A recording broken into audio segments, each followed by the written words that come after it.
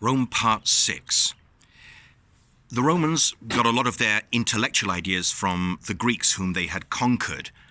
And there are still some very important texts by writers like Virgil and Ovid, Cicero, very, very important texts that are still read today. Tacitus, Seneca, the playwright, wonderful, wonderful texts.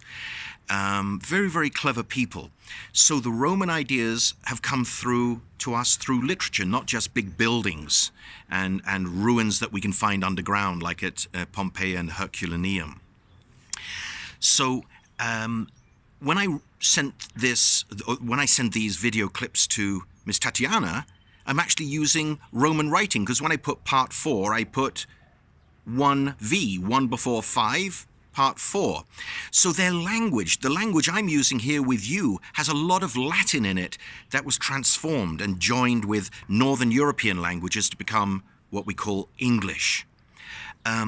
Spanish is so close to Latin. Italian, of course, very, very close to Latin. So their influence through the language has been huge and continues to be huge. They could be very, very cruel, could the Romans, but they believed that they were civilized, that they had reached kind of like the top of the civilized mountain. And the rest of us were called barbarians, savages.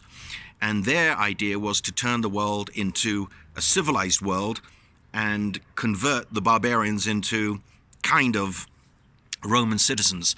So you could become, even though you weren't born in what is now modern Italy, even if you weren't born there, you could become a Roman citizen.